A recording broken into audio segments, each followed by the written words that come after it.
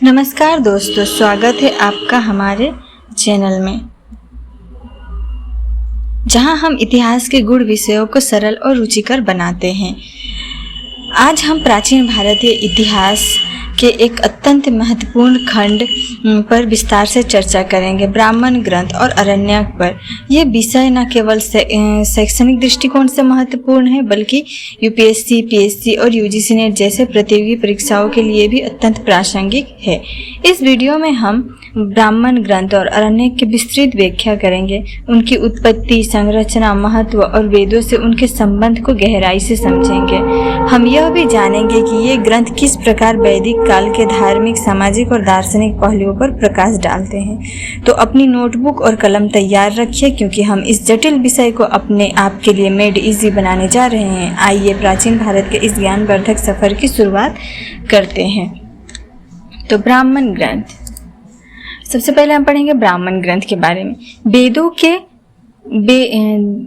Draw ले लेते हैं हमारा वेदों की सरल व्याख्या है तो ब्राह्मण ग्रंथों की रचना गद्य में की गई। ब्राह्मण ग्रंथ की रचना क्यों की गई? वेदों की सरल व्याख्या, वेद है बहुत ही प्योर संस्कृत में लिखा हुआ, बहुत ही हार्ड मतलब जटिल लैंग्वेज है, उसको समझने के लिए ब्राह्मण ग्रंथों की रचना की गई, वो भी गद्य में की गई, क्योंकि वहाँ पे वेद जो है वो सूक्तों में है, तो इसको गद्य में लिखा गया। उनका मीनिंग, ब्रह्म का अर्थ है यज्ञ है। ब्रह्म का अर्थ क्या है? यज्ञ। अतः यज्ञ के विषयों का प्रतिपादन करने वाले ग्रंथ ब्राह्मण कहलाए। तो यज्ञ के जो विषय है उसको दिखाने, उसको प्रतिपादन करने का वाले ग्रंथ को ही ब्राह्मण कहलाए। प्रत्येक वेद के अलग अलग ब्राह्मण ग्रंथ है। प्रत्येक वेद के क्या है? अलग अलग ब्राह्मण ग्रंथ है।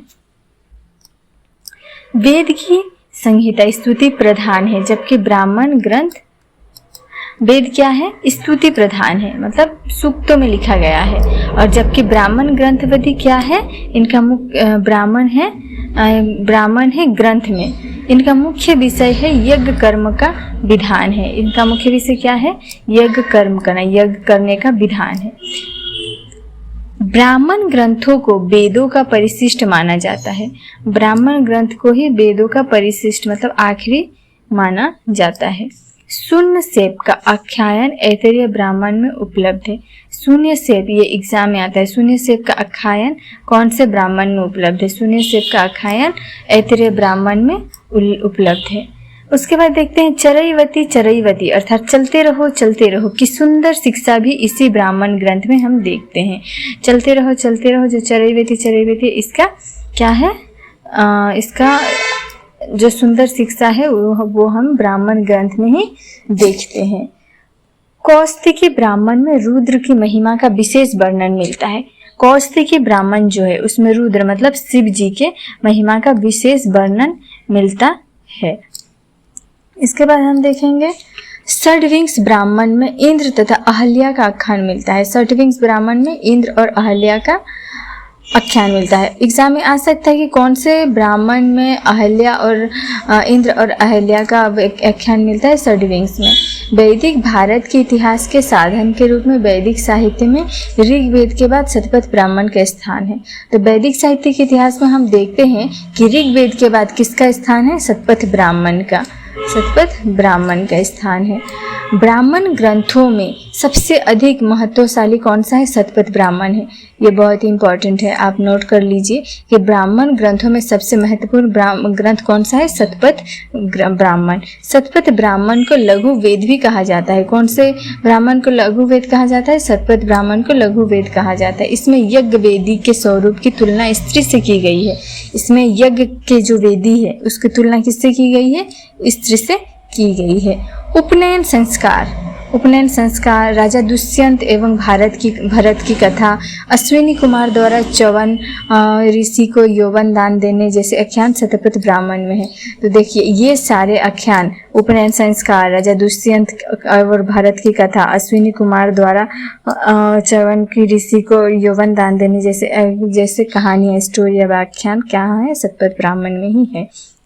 तैत्तिरीय ब्राह्मण में हम 5 महायज्ञ एवं 3 ऋणों का उल्लेख पाते हैं। तैत्तिरीय ब्राह्मण में हमें क्या मिलता है? 5 महायज्ञ का और 3 ऋणों का उल्लेख मिलता है। ऐतरेय ब्राह्मण जो है राज्याभिषेक और नियम तथा कुछ राज्याभिषेक किए गए राजाओं के नाम मिलते हैं। तो ये रहा हमारा ब्राह्मण ग्रंथ के बारे में इम्पोर्टेंट नोट्स या फिर इम्पोर्टेंट क्वेश्चंस, इम्पोर्टेंट पॉइंट ये रहा हमारा ब्राह्मण ग्रंथ के ऊपर। इसके बाद मतलब इसके अंदर से और नहीं आ सकता है, जो भी क्वेश्चन आएगा इसी के अंदर से आएगा, चाहे वो यूपीएससी हो, प्रीलिम्स हो, यूपीएससी प्रीलिम्स हो, पीएससी हो या फिर यूजीसी नेट हो। इसी को अगर अच्छे से रट ले, याद कर ले तो बहुत ही काम आएगी ये हमारी। इसके बाद हम देखते हैं आरण्यक। आरण्यक क्या है? इनमें मंत्रों का गुण एवं रहस्यवादी अर्थ बताया गया है। मंत्र के जो मीनिंग है और रहस्यवादी अर्थ बताया गया है मंत्रों के। इसका पाठ एकांत एवं वन में ही संभव है। आरण्यक का पाठ कहाँ संभव है? एकांत में और वन में ही संभव है। ये क्वेश्चन आता है कि कौन से ग्रंथों का पाठ एकांत और वन में ही संभव है? वो आरण्यक का। जंगल में पढ़े जाने के कारण इसे आरण्यक कहा गया है। जंगल में पढ़ते हैं इसीलिए इसे आरण्यक कहते हैं। और जंगल को संस्कृत में अरण्य कहते हैं ना, तो अरण्य से आरण्य आया है।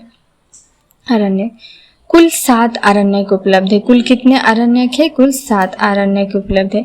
एक ऐतरेय, सांख्यायन, तैत्तिरीय, मैत्रायणी और माध्यान्ह और बृहदारण्यक, तलवकार, छंदोग्य अरण्यक से ही कालांतर में उपनिषदों का विकास हुआ।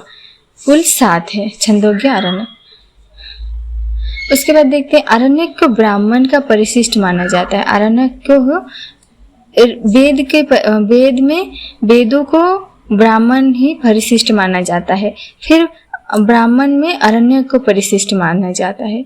आरण्यक को रहस्य कहा जाता है। आरण्यक को क्या कहा जाता है? रहस्य कहा जाता है। यज्ञोपवीत तो सर्वप्रथम उल्लेख तैत्तिरीय आरण्यक में है। यज्ञोपवीत का सर्वप्रथम उल्लेख कहाँ पे है? आरण्यक तैत्तिरीय आरण्यक में है। श्रमण का उल्लेख भी इसी में मिलता है। श्रमण जो बौद्ध धर्म में जो आया, श्रमण भिक्षुओं को जो श्रमण कहते हैं, उसका उल्लेख भी हमें कहाँ मिलता है? इसी आरण्यक में मिलता है। तो उम्मीद है आपको वीडियो पसंद आई होगी। यहाँ मैं डिस्क्रिप्शन से समझाई हूँ अच्छे से ब्राह्मण और आरण्यक ग्रंथों के बारे में। आप इसे बार बार पढ़ते रहिए, कोई भी एग्ज़ाम में आपको प्रॉब्लम नहीं होगी। आप इसे रट लीजिए, एकदम ध्यान से एकदम रट लीजिए। कोई भी एग्ज़ाम में आप एक भी क्वेश्चन रॉन्ग नहीं करके आएंगे, एकदम सही करेंगे। तो उम्मीद है आपको क्लास पसंद आई होगी। हमारी क्लास पसंद आए तो वीडियो को लाइक, शेयर और सब्सक्राइब ज़रूर कीजिए और हमारे अगले वीडियो का इंतज़ार ज़रूर कीजिए। तो आज के लिए इतना ही।